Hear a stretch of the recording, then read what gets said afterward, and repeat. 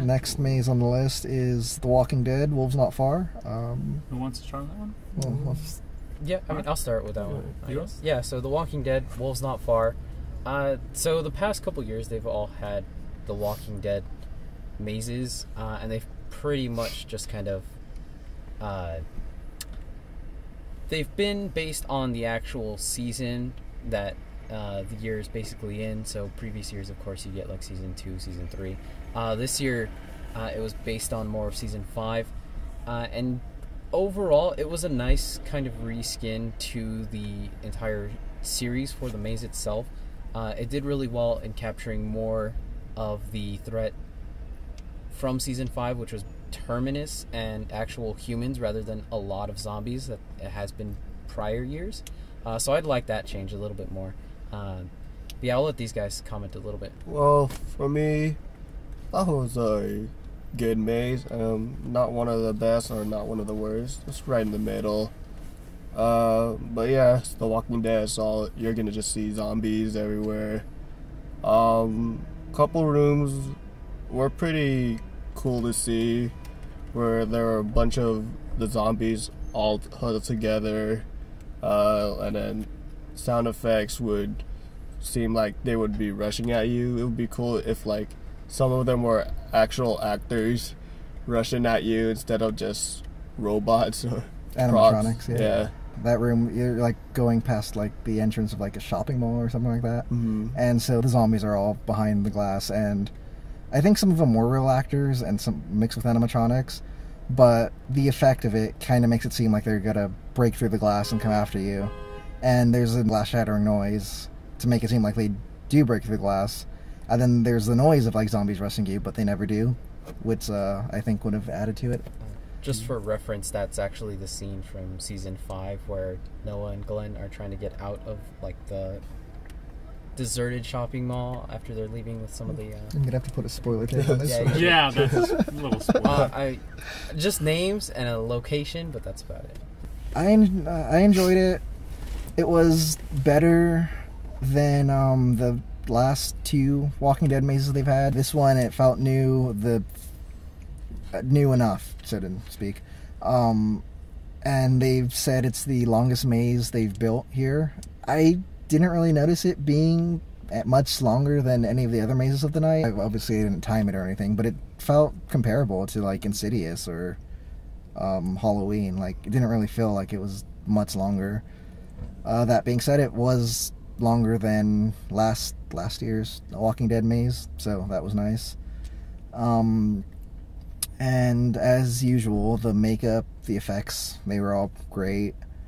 But it's Walking Dead for the third year. I mean, there's only so much you could do with zombies over and over and over before it gets old, and it's kind of starting to feel like it's time for that franchise to be retired at Horror Nights, for me anyways. Yeah, it was a decent maze. I don't think it was worth the wait that I saw posted at times. Like, it was up to 120 minutes. If you've been through a Walking Dead maze before, it's skippable. I mean, if you're a big fan of the franchise, go for it. Get here early so you could avoid the 120 minute wait for it, but otherwise I'd say it was like middle of the road for me this year. Mark, anything to add? Yeah, I don't know about Tony, but I want to keep Walking Dead as long as they keep giving me shirts like this. Can you see that? Can you see that? That is you don't a even great watch the show anymore. I don't care. That's a great shirt. If you're just a zombie lover, just look at that. That's a badass shirt. Oh my god. This is the most excited I've been for a shirt in years. Okay. And it's glow in the dark. And it's glow in the dark. Can't forget that one. Okay, but yeah, okay, so getting into the maze. Like Tony said, I stopped watching the show in Season 3.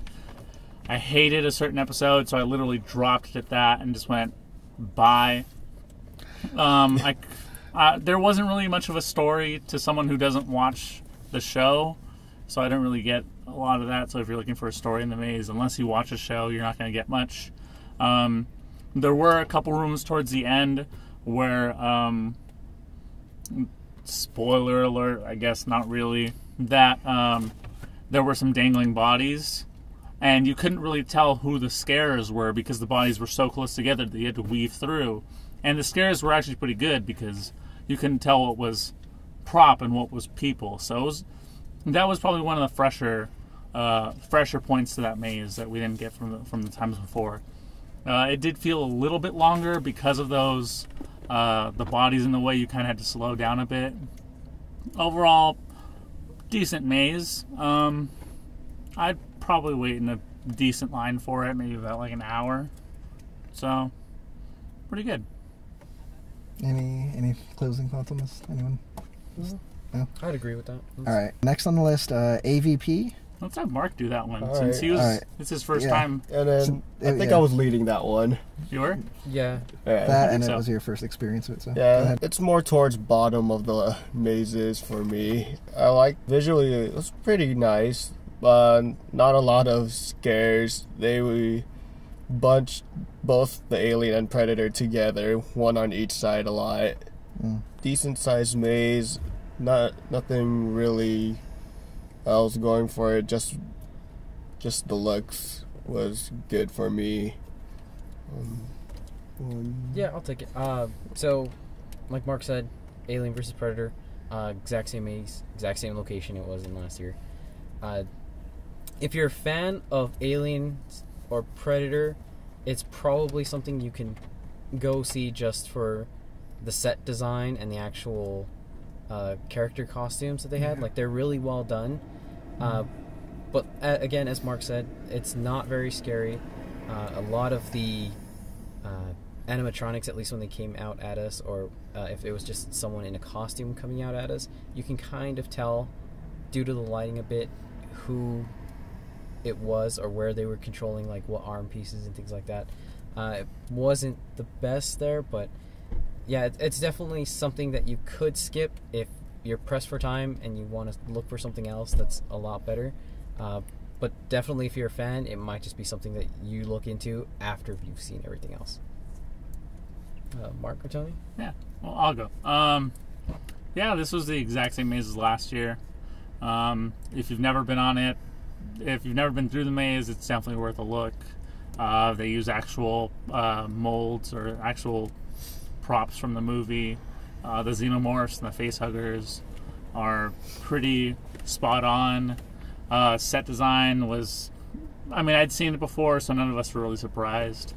Like Mark said, you kind of got both scares coming at you at the same time, so your scare quality was very lackluster. It wasn't really very good. You'd get scared on both sides, so you'd kind of just go like, well, who am I supposed to look at? If you've been to Horror Nights before, it's kind of fun going through this one, a little bit at least, because you get to see like, oh, I remember that from that old maze. I remember those trees are from this, that building is from this. So it's a little bit interesting at times. Passable if you've done it before. I mean, okay if you like the movie, or if you have some extra time on your hands. Okay. Yeah, so touching just a small point on what he said. I may be wrong on this, but when you go into the maze, like they were using the old Camp Crystal Lake set. Yeah.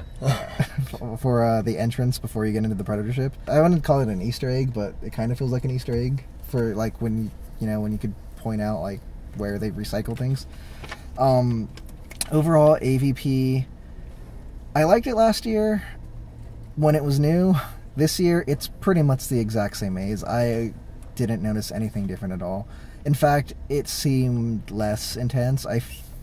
Maybe we went during like an off time, and it is opening night, so they might still be getting in the swing of things there, but it felt like there wasn't as much talent as there was last year, like where there should have been talent, and I think that really hurt it overall too, for me anyways. It just felt like there could have been more scares, more done to it in terms of like actor placement to scare you more or attempt to scare you.